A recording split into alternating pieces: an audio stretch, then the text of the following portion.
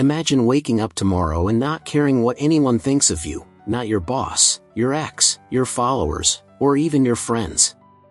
This isn't arrogance. It's stoic power. And today, you're going to learn 5 ancient strategies that helped emperors and warriors silence the need for approval and build unshakable self-respect. But here's the catch: some of these will feel uncomfortable, even dangerous to your ego. And that's exactly why they work.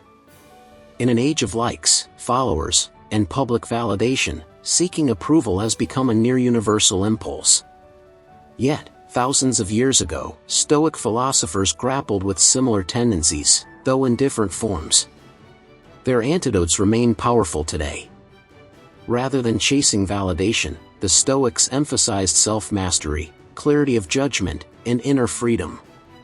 If you're tired of living at the mercy of others' opinions, Stoicism offers timeless strategies to help you reclaim your peace and autonomy. Here are 5 Stoic strategies to stop seeking approval and start living on your own terms.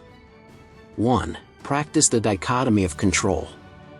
At the heart of Stoic thought is the dichotomy of control, a concept famously expressed by Epictetus. Some things are in our control and others not. Approval from others is firmly in the latter category. No matter how impressive your achievements, how thoughtful your words, or how admirable your values, you cannot control how others will perceive or judge you. Trying to win their approval is like trying to control the wind. The Stoic solution? Focus only on what's within your control, your own thoughts, actions, and intentions. When you act with virtue and integrity, you fulfill your responsibility. What others think of your actions is not your burden to carry. Before acting or speaking, ask yourself, is this in my control? If not, release the outcome. You'll feel an immediate lightness, a clarity that comes from doing your duty without grasping for praise. 2. Reframe praise and criticism as impersonal. Marcus Aurelius, emperor and philosopher, had the highest seat of power in the Roman Empire, and endless opportunities to be praised or criticized. Yet he wrote in Meditations, "Ambition means tying your well-being to what other people say or do. Sanity means tying it to your own actions."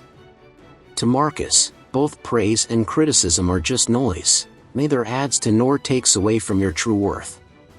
What matters is the kind of person you are, not the judgments passed on you by others, who often lack wisdom or consistency.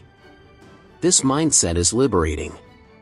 It means that when someone compliments you, you can appreciate it without becoming dependent on it. When someone criticizes you, you can evaluate the truth in it without being wounded. The next time you're praised or criticized, take a breath and ask, what part of this is really about me? Often, it's more about the other person, their values, biases, and moods, than about your true character. 3. Contemplate the impermanence of opinion. Seneca, the Stoic dramatist and advisor to Nero, reminded his readers that the opinions of others are fleeting. It is not the man who has too little, but the man who craves more, that is poor. He wasn't just talking about money, he was also talking about approval. Craving praise is a form of poverty. It puts your sense of worth in the hands of people whose opinions change like the weather. By contemplating the impermanence of others' judgments, you recognize how little they matter in the grand scheme. People forget. Opinions shift. What was once celebrated becomes outdated. A person who praises you today might ignore you tomorrow. When you're tempted to chase approval, visualize your current audience 100 years from now.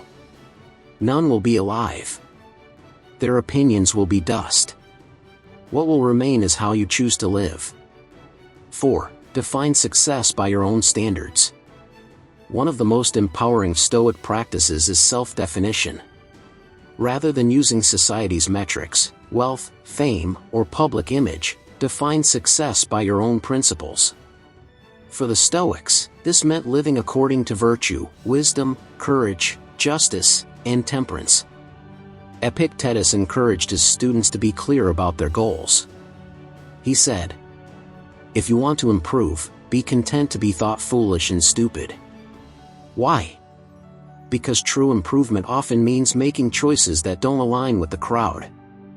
If your standard is internal growth and moral integrity, you may appear odd, overly serious, or unambitious by popular standards. But this is the price of freedom. Write down your own definition of success. Make it specific. Then review it weekly. Let this be your compass, not the shifting sands of public opinion.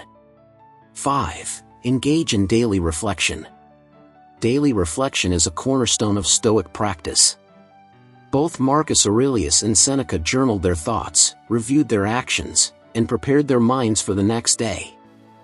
This practice builds self-awareness, which is the antidote to approval-seeking. When you reflect on your day through a Stoic lens, you ask, did I act with integrity? Was I guided by reason rather than emotion? Did I seek truth or just validation? By measuring your actions against your values instead of others' opinions, you train yourself to look inward for approval. The more you practice this, the less you need external applause.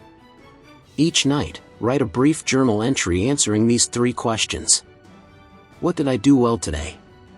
Where did I seek approval unnecessarily? What will I do differently tomorrow? Over time, this builds a solid inner foundation that can withstand external noise. In conclusion, the Stoics didn't advocate for emotional coldness or antisocial isolation. They valued community, friendship, and service. But they insisted that your peace should not depend on the opinions of others. Approval, they taught, is a gift you can appreciate, but never a drug you should depend on. When you stop chasing approval, you begin to build what the Stoics called an inner fortress. This fortress isn't a wall to keep people out, it's a foundation to keep you grounded. From it, you can engage with others from a place of strength and authenticity, not desperation. As Epictetus said, seek not the good in external things, seek it in yourselves. That's the Stoic path. And it's one well worth walking. If you enjoyed this video, please like and subscribe to the channel for more content like this.